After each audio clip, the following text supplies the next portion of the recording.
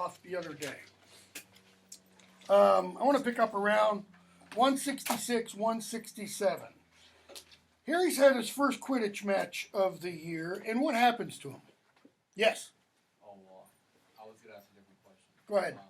What was, like, the heroes of the Lord of the Rings? What do you think, who's the heroes of the Lord of the Rings? I said the Hobbits. I said Well, you got to be specific. Which ones? Mary I said all of them. I thought, like, it was all, like... Yeah, you don't usually say, it's everybody. Well, I didn't say, like a specific. I said, like... Tolkien says in his letter, Sam is the hero of the Lord of the I Rings. see that, too. Most people say, generally, Frodo is, because he gets the ring to Mordor. Some people say Aragorn is, because he fits the type of a hero. What about Gandalf? What about Gollum? I mean, Gollum's one who succeeds. Gollum's the one who destroys the ring. He does it unintentionally, possibly, but He did it. Okay, let's go back to here. What happens in Harry's first Quidditch match? He gets his arm broken. Not in the match itself.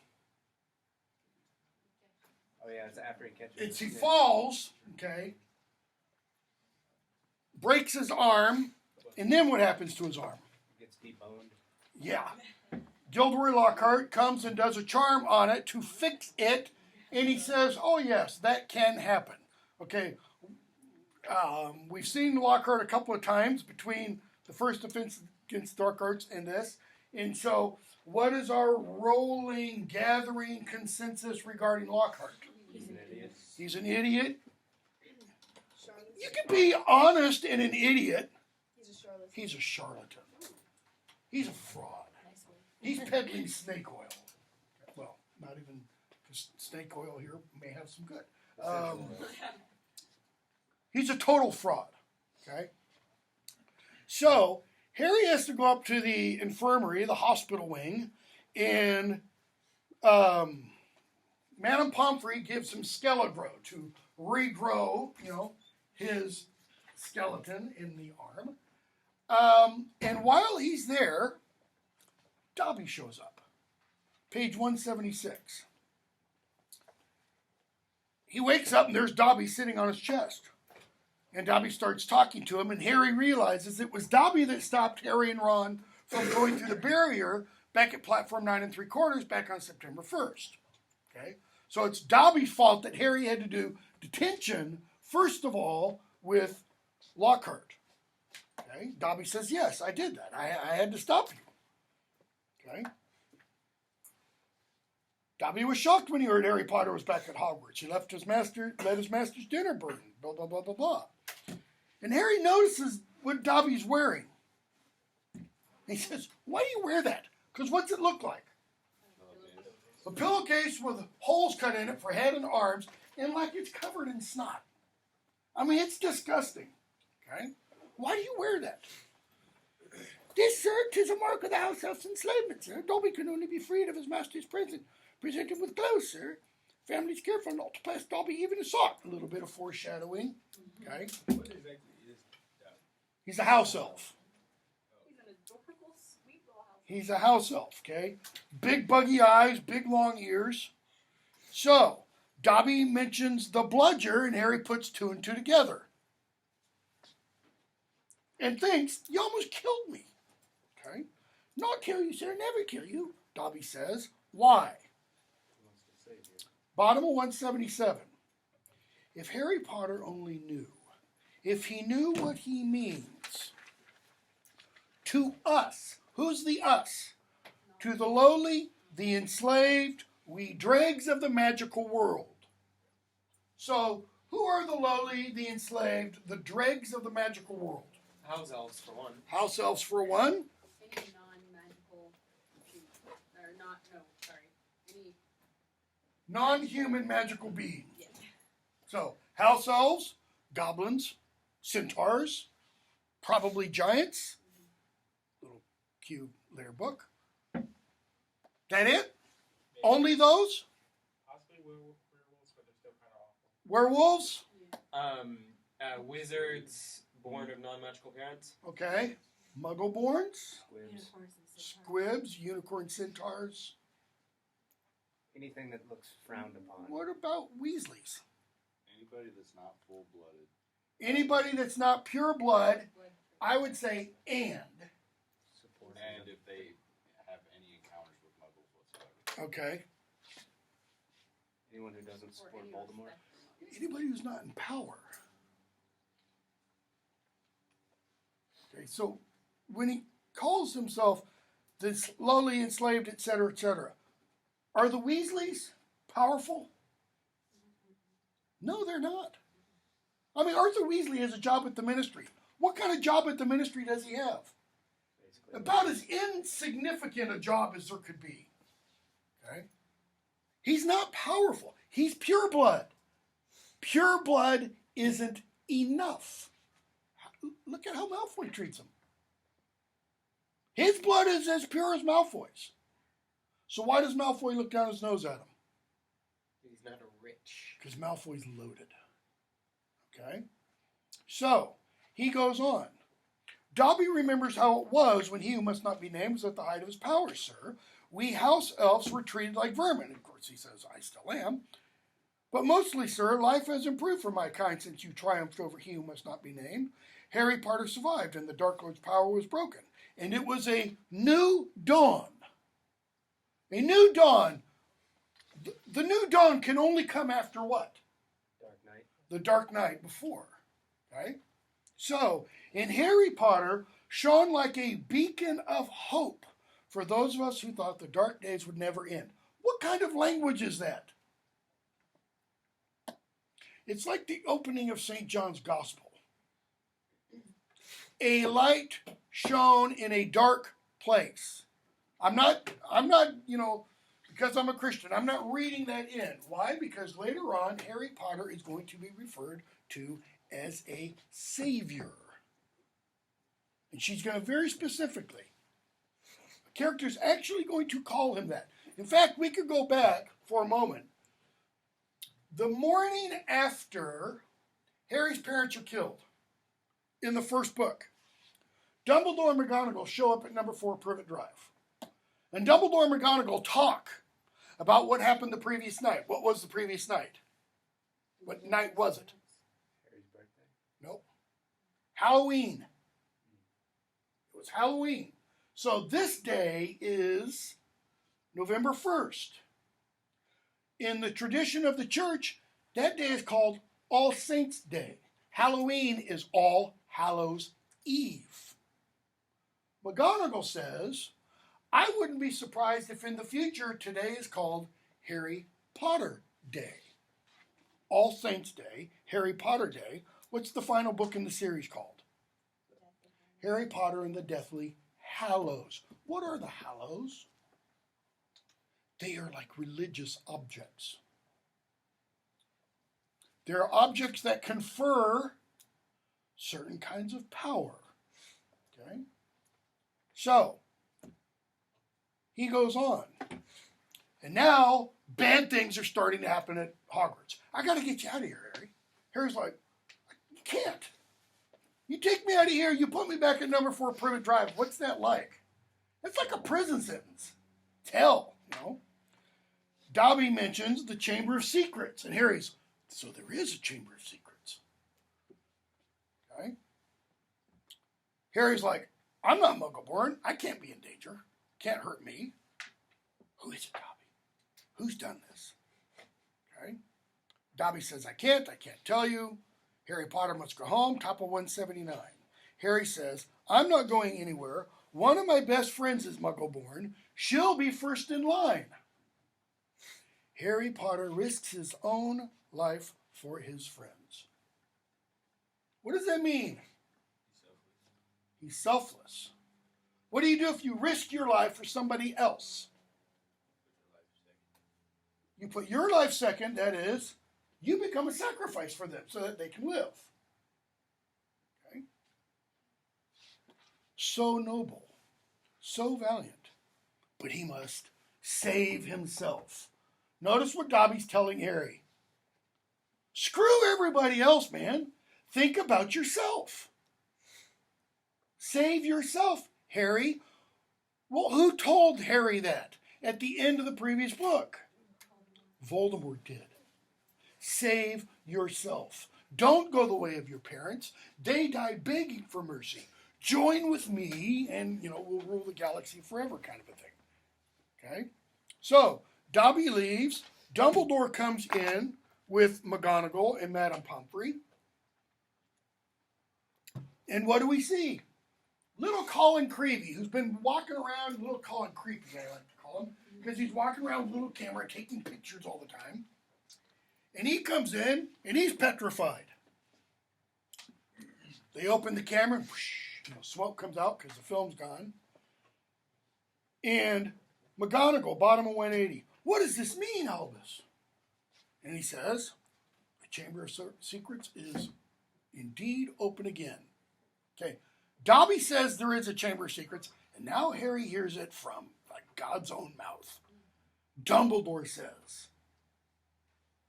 McGonagall, but Albus, surely, who?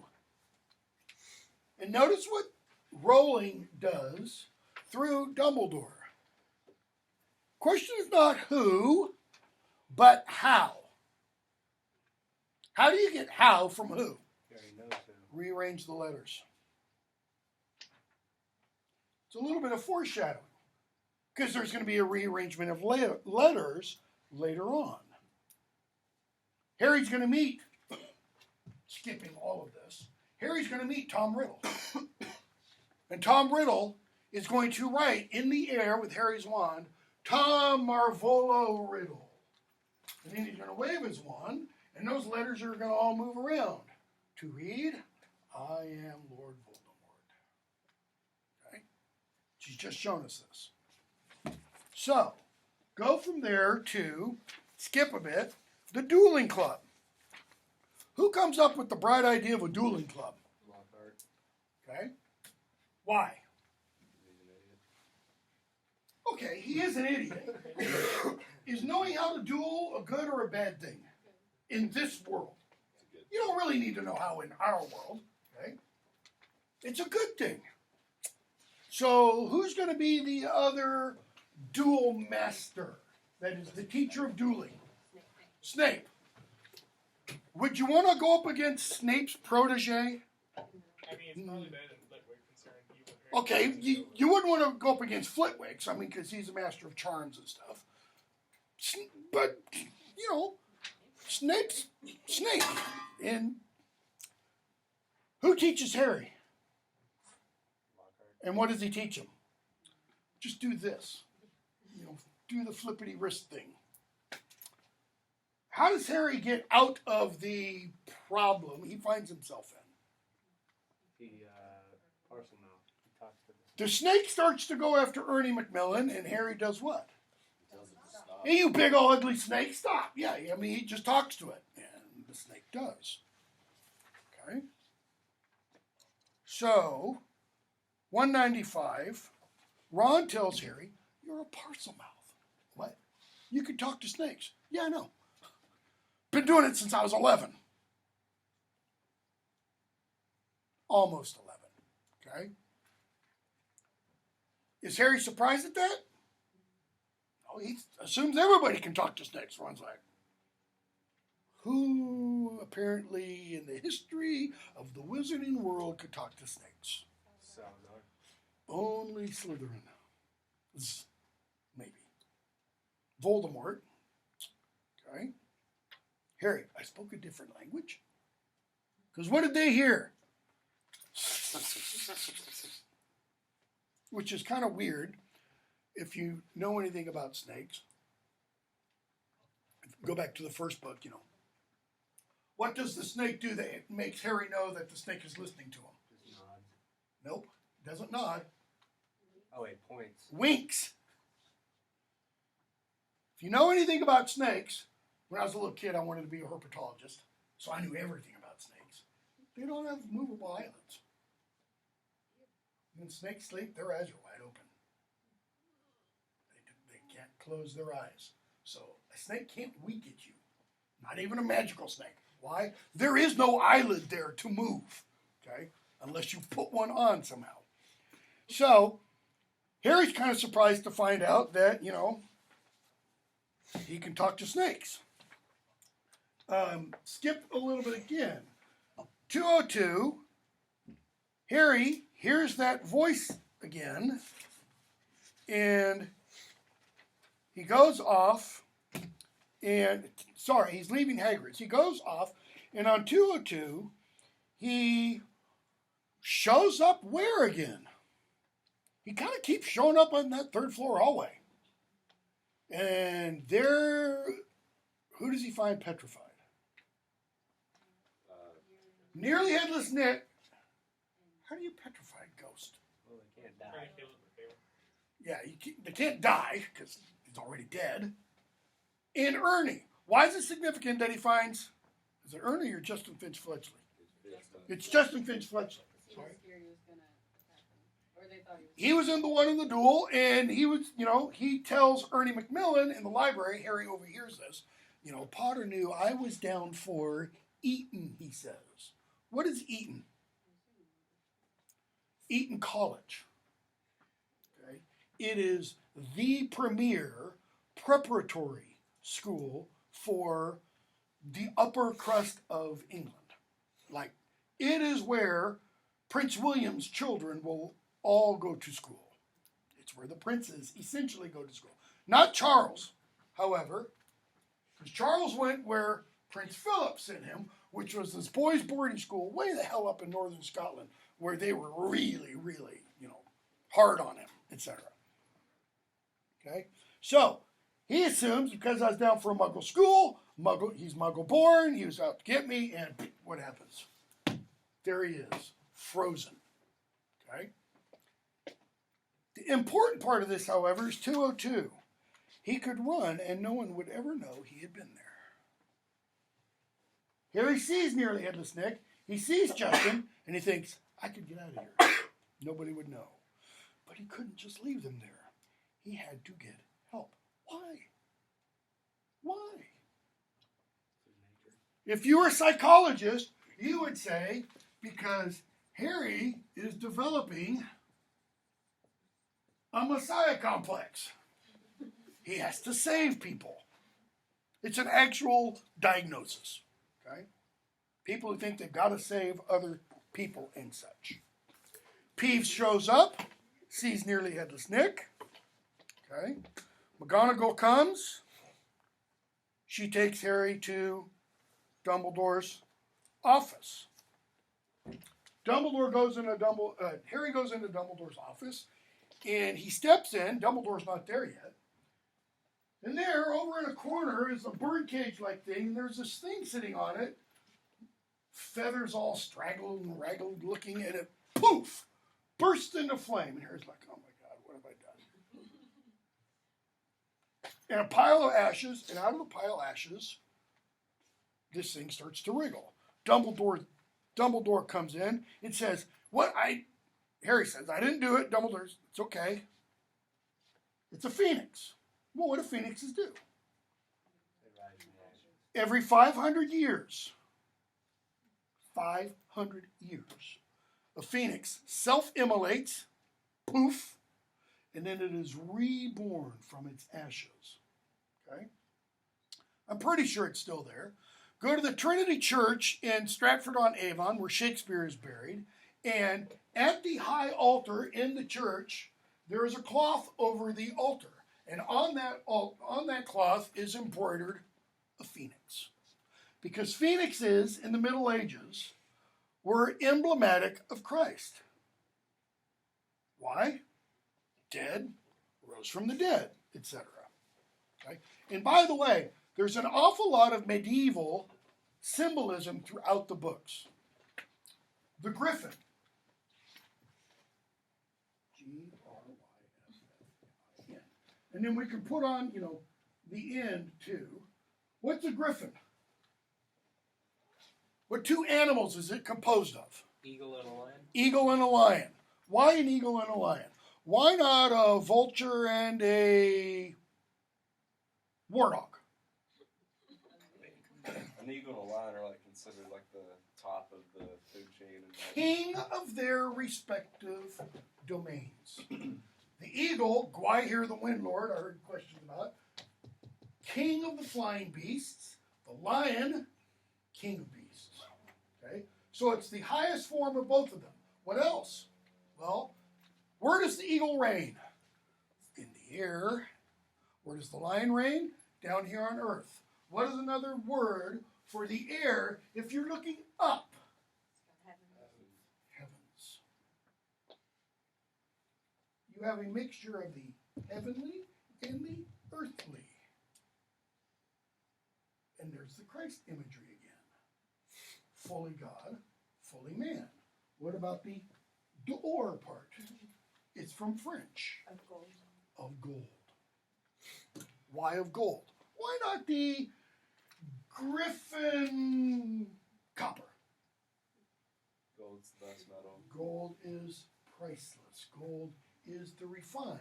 Gold is what you want to use the philosopher's stone to transform bare metal into, base metal into, etc. Okay? So, Dumbledore explains all this to Harry about Fawkes, bottom of 207. He says, fascinating creatures, phoenixes. They can carry immensely heavy loads. Their tears have healing powers, and they make highly faithful pets. Okay? So he asks Harry a question. Hagrid comes in, interrupts him for a moment. Okay. Dumbledore says, I don't think you have anything to do with this, Hagrid. You can leave now. He does. And Dumbledore asks Harry a question, top of 209. Anything you want to tell me about, Harry? Okay. Anything on your chest? Anything bothering you? Let's sit down and talk for a bit. What does Harry tell him? Nope, nothing on my mind. Why? Is there something on his mind? What is it? Okay, one, he's a parcel tongue. What else? I keep hearing voices. Now, I don't know, how much in the news, about the news you guys are aware and stuff. But I remember really, really clearly the summer and early fall of what year was it? 1977, 78, 79, something like that. When there was a serial killer in New York called the Son of Sam. Why did the Son of Sam go off and kill people? Because he heard voices in his head telling him to kill certain people. That's why she has, when Ron says, even in the wizarding world, hearing voices that other people don't hear, it's kind of sketchy, okay? But Harry doesn't tell Dumbledore any of that. He just says, no, sir. We go on. They make the polyjuice potion. Hermione's kind of gets screwed up a little bit. And what do we discover? Malfoy is not the heir of Slytherin. Okay? But we don't discover who is. Chapter 13, we get the very secret diary. Okay? Ron tells Harry, page 230, it could be dangerous. Harry's like, it's a book. How dangerous can books be? What has been Harry's experience of books so far in his first 2 years? Has he ever really read Hogwarts: A History? Hermione keeps asking him. No, he hasn't. Has he read many of his other school books? The implication is not very well. Okay? And this one's blank. Other than it has something printed on the back. It has a name of a street, okay, where it was written or published. He also sees the name T.M. Riddle. Ron's like, well, wait a second. I recognize that name. There was a T.M. Riddle who won an award 50 years ago. Okay, what year is this?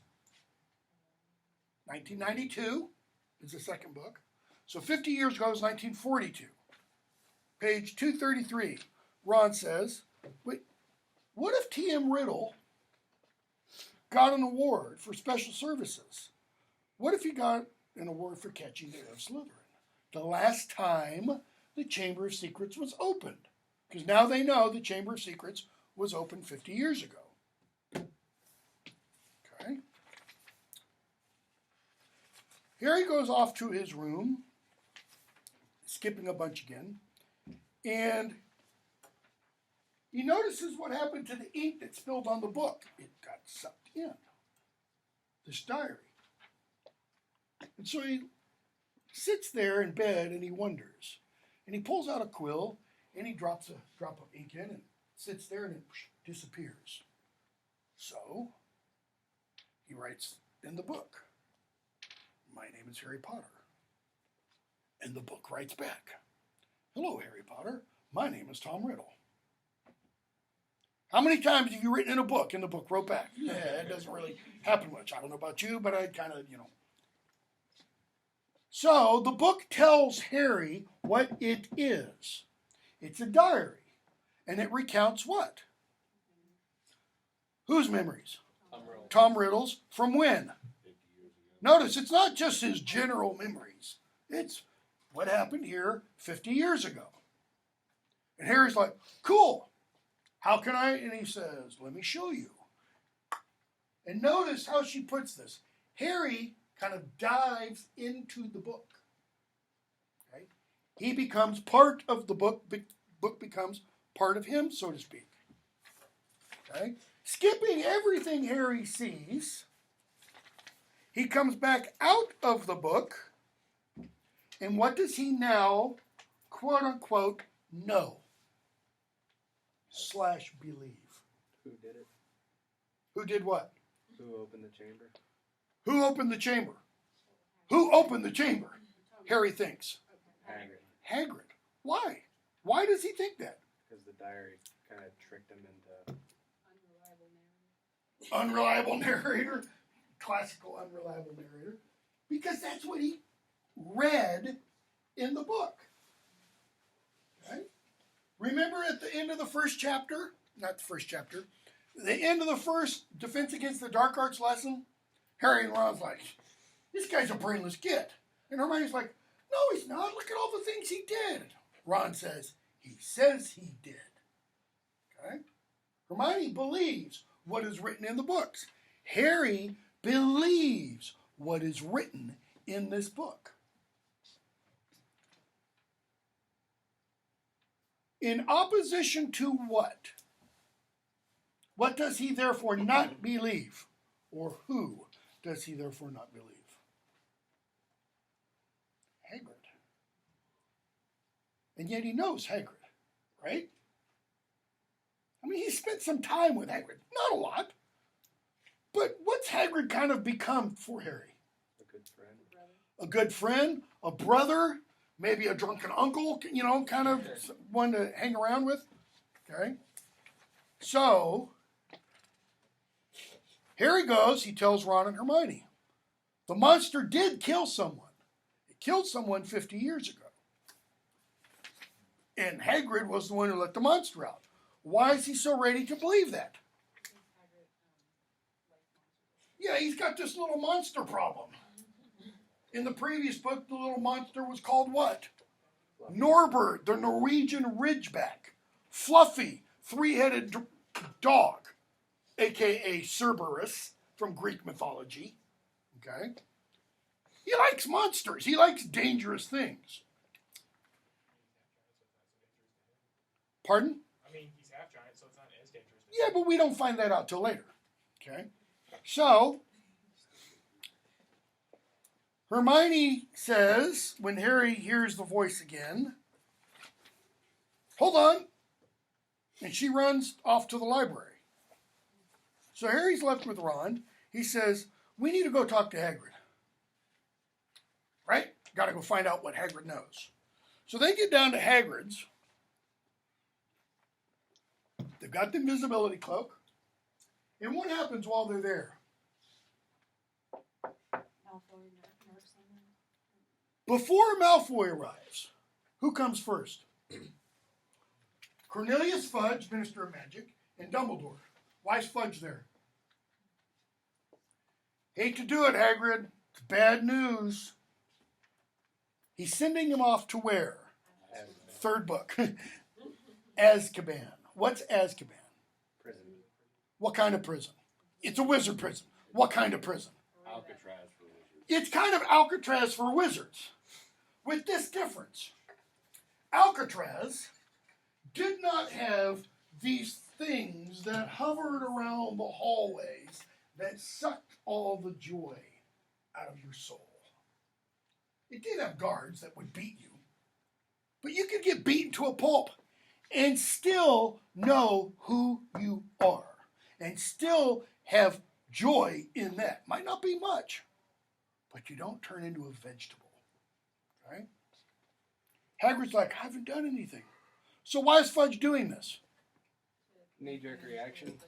Knee-jerk reaction. To make the ministry look like they're taking action. Has to look like the ministry's doing something, and yet when when the chamber was first opened and Mrs. Norris was found petrified, what did Dumbledore say to Snape when Snape said, it just looks bad. I mean, Harry was found here and, he ought to be off the Quidditch team. Dumbledore says, kind of quoting from our Constitution, innocent until proven guilty. What about Hagrid? Guilty until proven innocent. So Dumbledore is there to argue against Fudge. Can Dumbledore overrule Fudge? No, he cannot. Minister of Magic is the highest it goes. He's president for his world. And then who shows up? Malfoy. In what position? As father of Draco? He's the head of the 12 governors of the school board of trustees. And he has a document with all 12 signatures demanding what?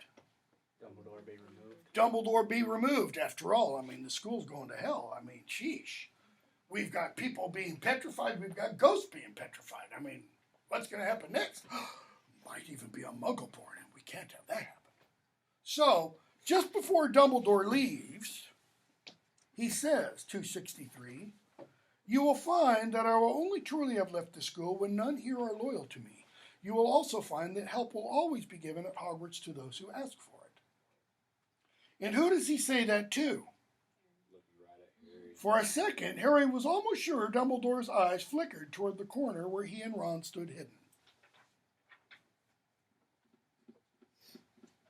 Go back to when, in the first book, Harry has his experiences with the Mirror of Erised. The third evening he goes back, Dumbledore's there. And Dumbledore says, I don't need an invisibility cloak to make myself invisible. But he also says, so, back again, Harry.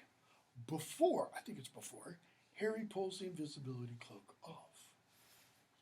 It's like Dumbledore can see through this thing.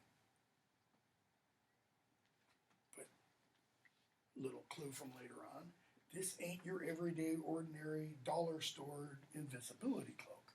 It's supposed to have something that makes it impossible to reveal what's concealed underneath it. And then Hagrid adds on to Dumbledore's, kind of lofty note. I mean, it's kind of a lofty idea. As long as someone here holds me dear in their hearts, I will never have left. Even if he's dead. As long as you think of me, I'm still alive. Okay? Hagrid, follow the spiders. What the? So, Harry and Ron follow the spiders. And they meet the granddaddy of them all, Aragog, who tells them about a girl who died 50 years previously, not because of him, but because of the thing that is the spider's greatest enemy. And they put two and two together, because they've already met Moaning Myrtle, the ghost girl, that inhabits the girls' bathroom on the 3rd floor, right outside of which all the bad stuff's been happening. Where Mrs. Norris was found, where Nearly Headless Nick and Justin Finch-Fletchley were found, etc. And they put two and two together. So, they go back up. We're skipping a bunch. And Hermione gets frozen. They get the piece of paper out of Hermione's hand, which tells them what? What the monster is. It's a basilisk. Okay.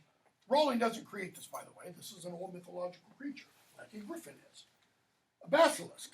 Okay. She figures out it's traveling through the pipes of the castle. Notice, by the way, what Hermione had to do just before she got frozen to a library book.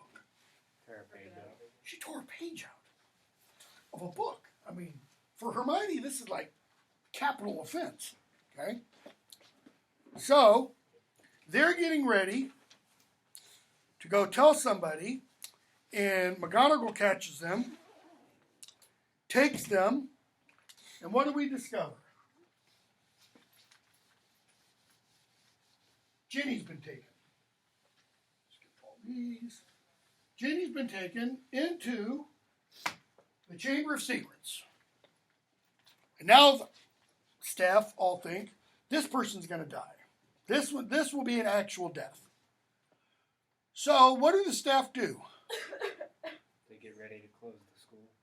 Okay, they're going to have to close the school because, I mean, a Weasley, a pureblood. They send Okay. Lockhart. They send Lockhart. Why? To get him out of the way. Get him out of the way. But Harry and Ron go after Lockhart because of all the things he said he's done. And what does he prove to him? He's a liar. So they get down in the Chamber of Secrets. Harry uses parcel tongue. He says to the tap, essentially open sesame. It opens.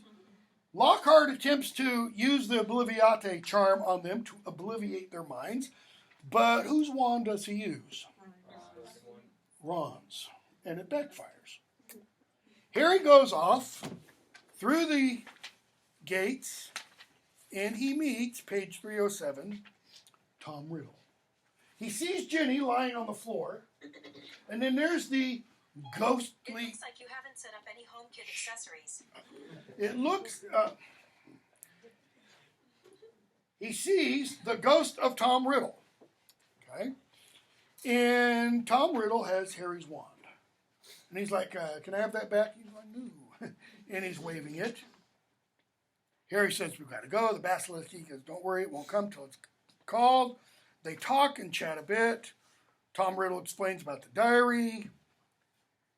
And Harry finally asks, why do you want to meet me, 311?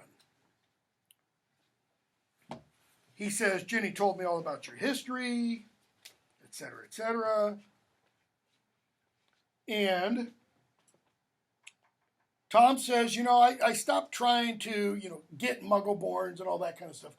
For the last several months, I've just been after you. Okay? 313.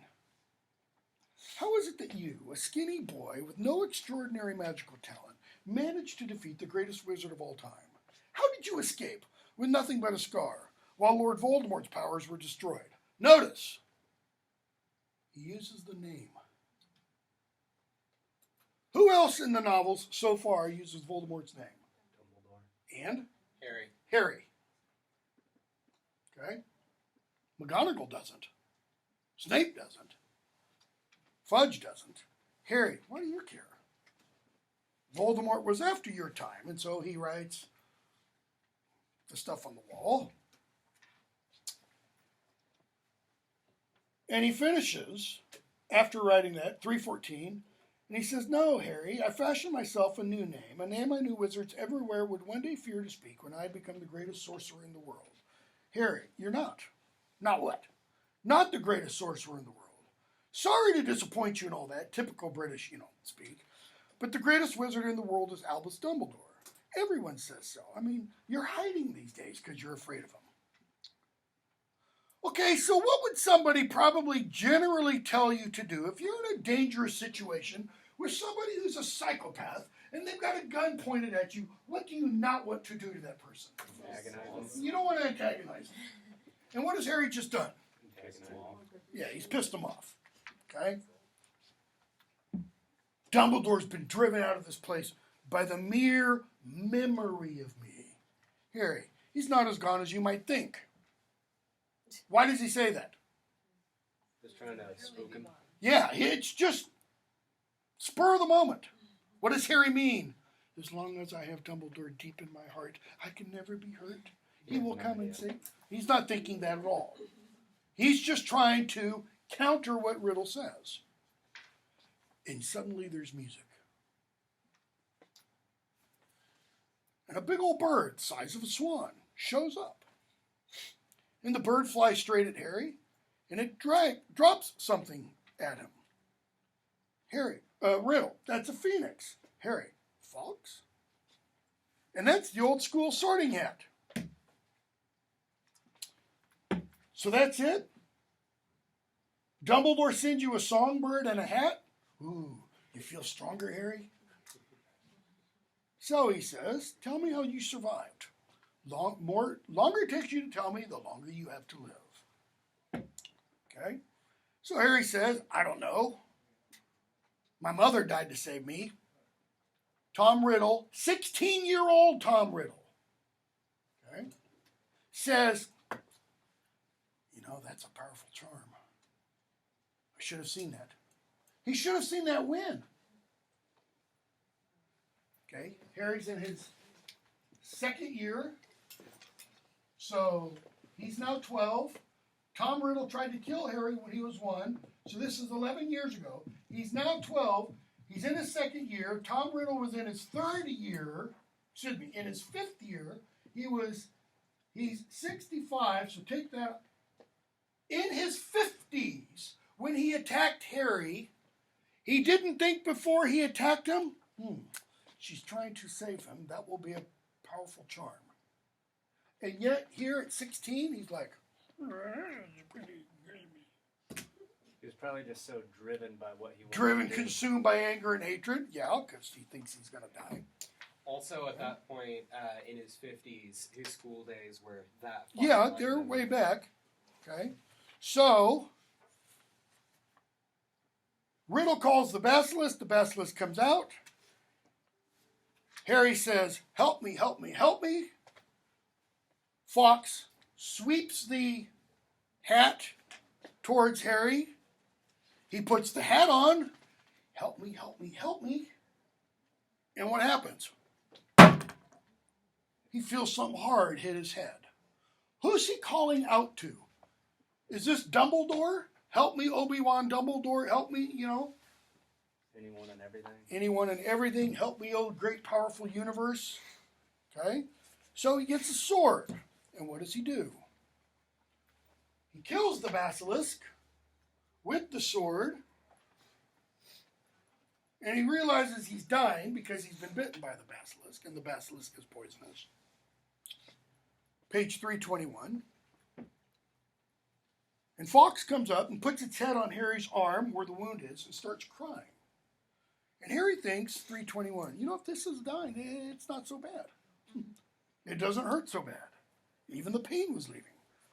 Tom Riddle realizes, and Harry, again, kind of without thinking, merely on impulse, grabs the fang and stabs the book and destroys the image of Tom Riddle. Okay?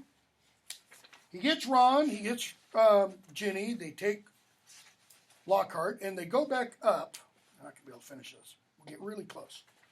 They go back up to the staff room where they meet Dumbledore and the Weasleys and McGonagall. And Harry realizes that if he's asked, he's going to have to get Ginny in trouble. Page 328 and following. All right. And Dumbledore kind of redirects the conversation. He says, what interests me most is how Voldemort managed to enchant Ginny. By saying to enchant Ginny, what has he just done? She's blameless. I mean, this is Voldemort. She's 11. Can't blame her. So, Harry kind of explains, talks about the diary. And Dumbledore, and we're going to stop with this. Dumbledore gets everybody else to leave. take Jenny up to the hospital wing, take Lockhart up to the hospital wing and such. All right? And he says, bottom of 332. Or take the back, top. 332. I need to thank you, Harry. You must have shown me real loyalty down in the chamber. Nothing but that could have called Fox. And you met Tom Riddle. Harry, Riddle said I'm like him. Okay? And we'll stop there because it's 11:15. We'll do the last couple pages pretty quickly on Friday and get into Prisoner of Azkaban. Probably what I'm going to do is I'm going to have you watch either watch a video to cover all of Prisoner of Azkaban over break or most of it, and then we'll talk about Prisoner of Azkaban for the first few minutes when we come back from break.